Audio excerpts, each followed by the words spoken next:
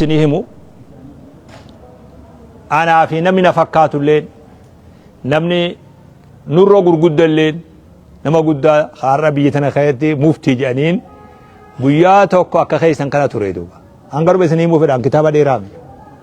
guyyaa beelawee rakkate qaba namtichi sun guyyaa waan nyaatu dhabe qabatu guyyaa jolletiyya akkasitti beekaa duuba sa'a 24 anillee guyyaa waan nyaadhu dhabe qabatu akkasii beek waan xixiqqoo amma isin mudattuun hin sakaalamina hanganuma isin himaantu waan xixiqqoo amma isin mudattu uffanni keessan bareedaa ta'uu dhabu yoo uffata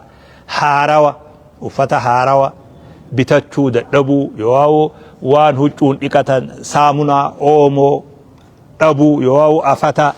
waan afatanii irra ciisan dhabu yoo waan uffatan dhabu kun waa yerooti akkasi beekatu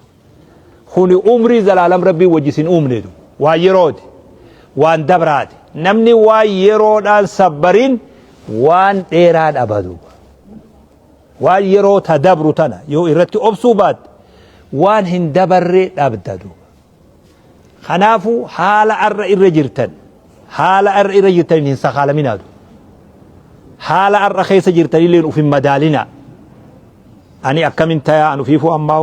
namni gandi naguma qabaa nuti darasummaa barannoota hogga nuti sa'a 24 waan nyaannu dhabne waan uffannu dhabne darasaa nama 12 qaariyaa nama 4 qaba nama 13 khalawaat akka gala nama 4 qofaatu qaariyaa qaba sheekh nama 4 qofa namni 13 irraa 4 qoftii qaba namni irraa hafaayyoo kanuma wajjin nyaata namni lama liqimsuun jiru namni lama gaddee qoriinsa biddeena lamaa keessa jira nam 13 walitti ilaalimee yeroo meeqa fudhata yeroo takka yoo argate itti nafne carraan jechuudha akkasii beeki jiruun kanuma ture beeki namni waan akkanaatiin hin sakhaalamu tu waan dabraati duuba nama cidhaaf godhee fuudhu gandatti laalaa ijoollee mana haadha abbaa ufiiti nyaattee quuftee gabbaatu laalaa ijoollee baaskila ariitu laalaa yoo akka deemtan hin milkooytanii beeku baaskilli ari'an kun umriitti ati eega dulloomtallee ni ariiti matoora kanas ni ariitu hundi tokkollee sin dabru wanni nama dabru barnoota qofatu waan biroo hunda ni dhaqqabdatu kanaafu hamilee xixiqqoon hin deemina umriin haa isin xiqqaattu malee hamileen teessan guddoo ta'uu qabdi inshaallah isin kana keessa nama masgiida kana guyyaa inni jaaramu kana keessa taa'ee darasummaan taa'ee kasheekummaan asit deebuu jira yoo rabbi fide inshaallah khatabi nasiima nasiim ana amma abalu jibuu hin danda'u mucaa kana jechuu hin danda'u masii galee guyyaa tokko immoo ijoollee har'a asit barte keessa namni tokko masgiida kana isaa barsiisu yoo salaachisu yoo da'waa godhu shakkii takka malee ifaajeetii san tabarakaa rabbi isin haa godhu akka dur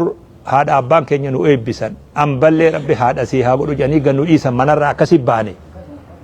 haadha sii haa godhu jedhanii haadha nuu ta'e nabdachiin rabbii guutuun haadha nuu taate